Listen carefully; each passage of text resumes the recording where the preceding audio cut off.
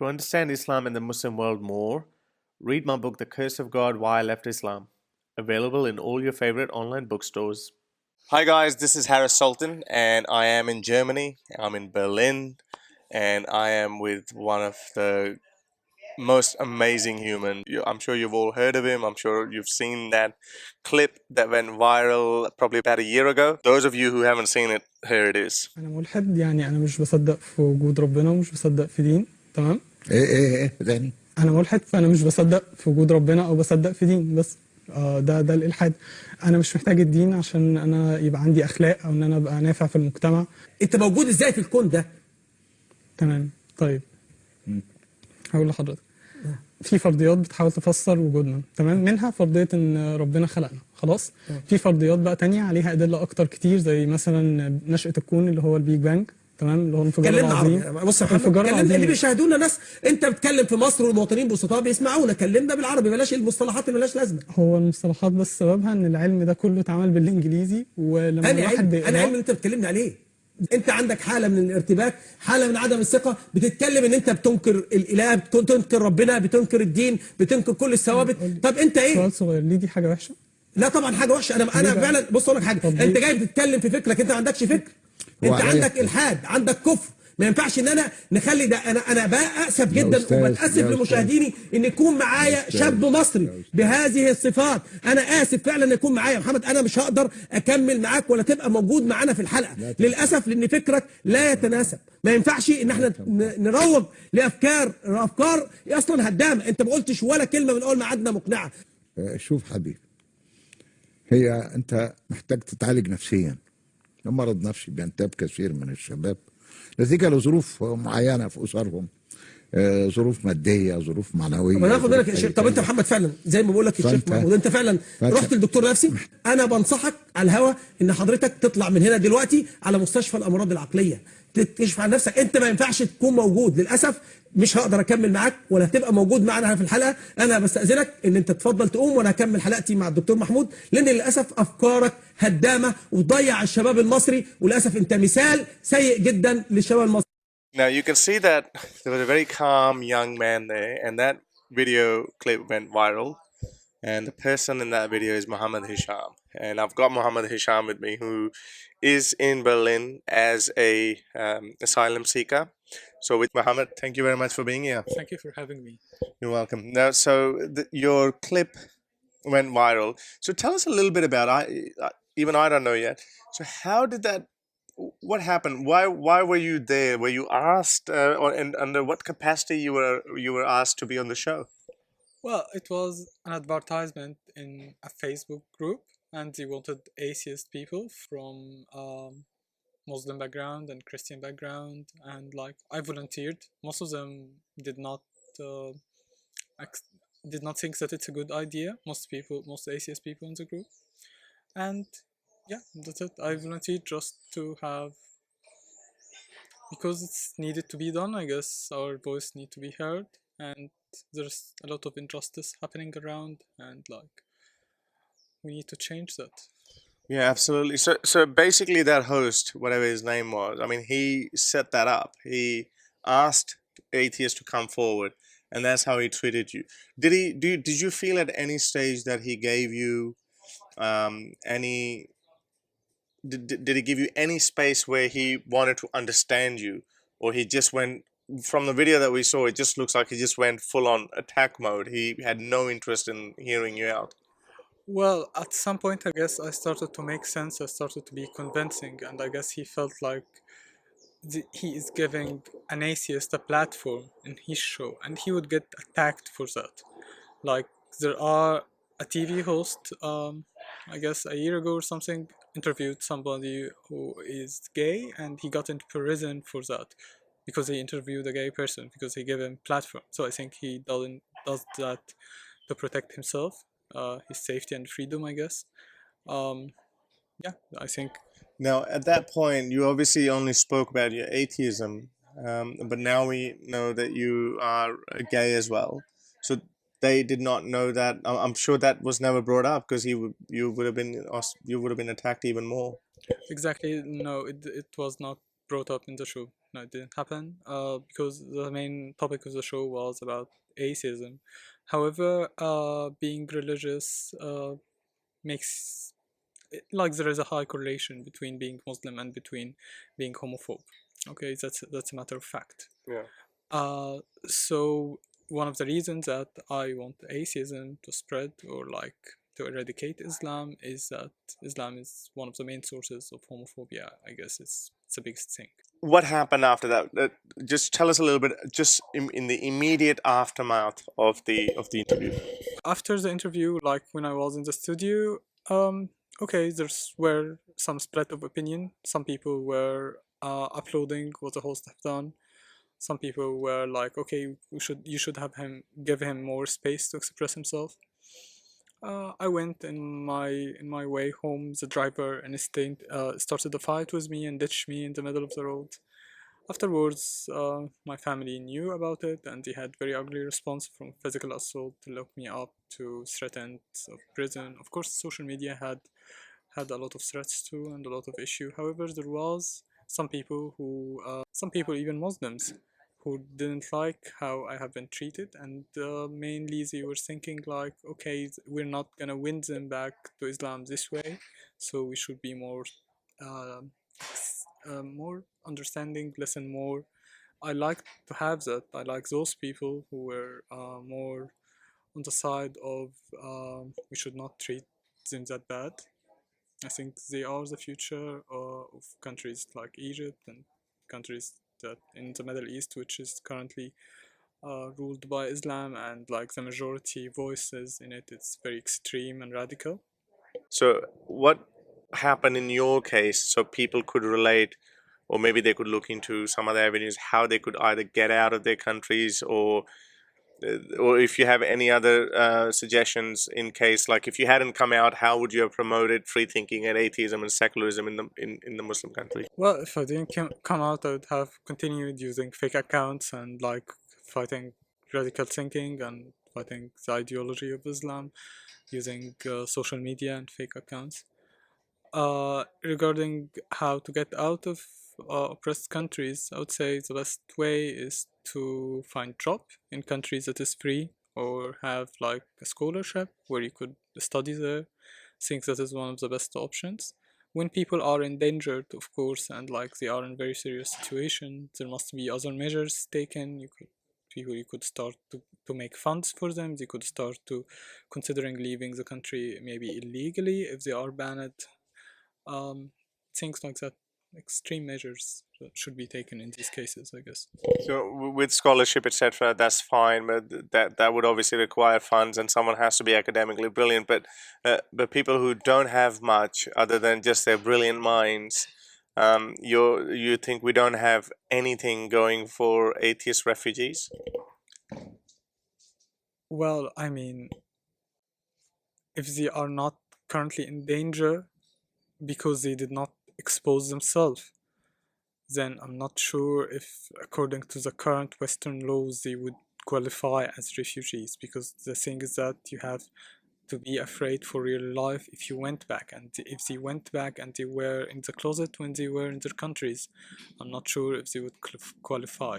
However, as ex-Muslims, as an atheist community, we could help by maybe having like, I don't know, funds for them for their education in Western countries. I guess we could do projects like that where we bring people here, I guess, to study, to have a free life, and maybe be beacons for free thinking in the future in the Middle East. Like, prepare them to be leaders and things like that. I think we could do that. Yeah, so because I mean, when we see that Christians have the churches, and they go out in these countries and they pull out the oppressed Christians from their countries, and when they come here, they give them housing, food, shelter, and all that. But unfortunately, there's nothing really on that scale for ex-Muslims or even atheists generally. And that's obviously, you think something needs to be done, and we need a lot more. And as the numbers of ex-Muslims in the Western countries is increasing, because in the Western countries where we actually do have people who can give generous donations. So we definitely need that, we believe. Now, who helped you to get out of Egypt? What happened? Now we are in Germany. We at least there's well, at least it feels like there's no one out to get you. So we'll get to that as well. If how safe you are now, but how did you manage to get to Germany? Well, I have a lot of help from Troy Garno. He helped me with establishing a fund to have enough money to do this trip to get out. Sam Harris retweeted this fund, and like that his supporters, I think, mainly managed to Raise funds. raise the required amount. And then I had many organizations were involved in giving me advices and helping me with connections from inside Egypt that allowed me to, I guess, get out. So I'm thinking, because even in your case, Egypt kind of let you out. Is it is that a normal process, or you actually had to speak to some people?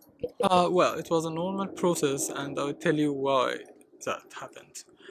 In case of other activists, like I think there was luck and there was good things happening. First of all, I got very famous, so that um, if they arrested me right away, it would have been a big scandal. And Egypt is a country that depends on tourism a lot, and like it wouldn't have been very Foreign good. aid as well. Yeah, and foreign aid, and it wouldn't have been so good. So that's why I guess I didn't get arrested. Even sometimes when the video have been taken down from some Arabic and Egyptian channels. So like I more people in the West knows about me than actually inside Egypt, I guess.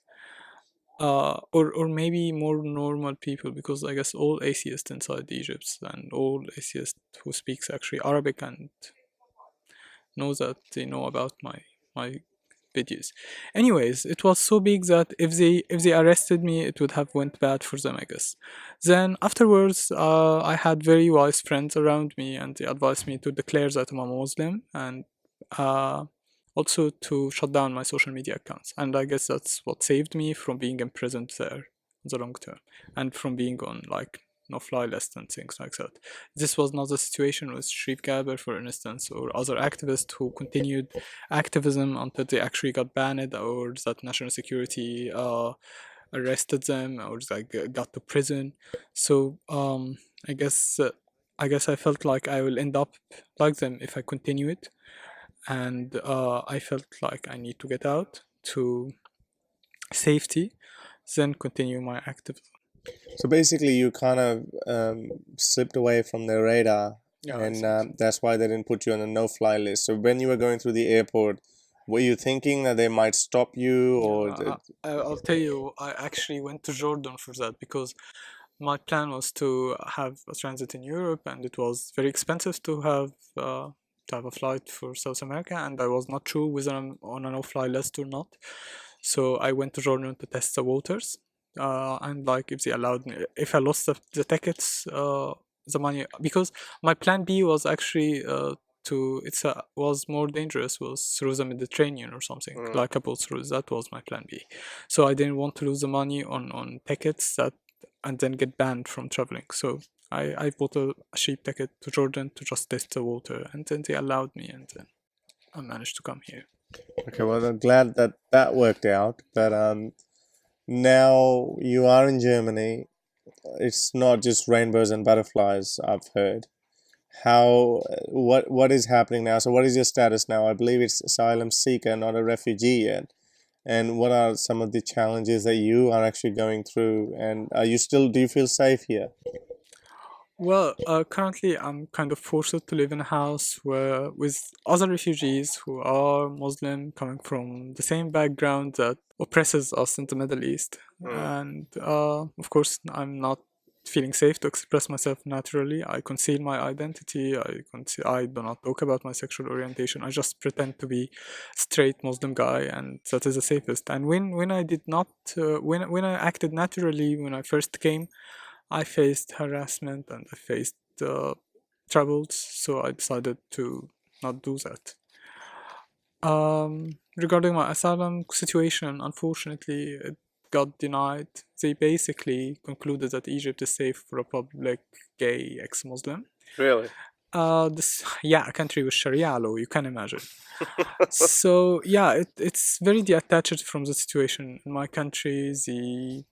They disregarded my experience, they disregarded the laws, they disregarded the situation of human rights, the situation of other atheists or ex-Muslims inside Egypt who Did you tell them actually. about Sharif Gaber? That sees Yeah, how I've he's on said the run? I've talked about Sharif Ghar, I've talked about many other people who are currently, like all of them. We are essentially 4 people who got known to be atheists while we are on Egyptian soil, Mm, and actually all the other 3 are in a very bad situations. mm. Okay, and the only thing that saved me, as I've told you, is that I was very fast to declare that I'm back, and I did not have a platform. I did, like, people used to tell me, we searched for you, couldn't find anything. Yeah, I never found anything. Exactly, because I was hiding. I was looking for you, If I had a platform back then, I would have definitely been on an off-fly list. I would have definitely went to the national security, and like, it just, there's no freedom there. No, really, no freedom. So I think they disregarded all of that, unfortunately, and now their decision is being challenged uh, in court, and like hopefully that ends well. But like, I don't know, be ready in just in case with that hashtag of Save Muhammad or something. Well, we'll definitely try to make that go viral, and let's hope Sam Harris, if he sees that tweet, he can retweet it as well. Currently, I don't think that I need that right now. Yeah. But just in bad, if it got Yeah. really bad, like, yeah, just I'll No, I'm sure. Yeah, no, I know what you meant. I'm sure we'll.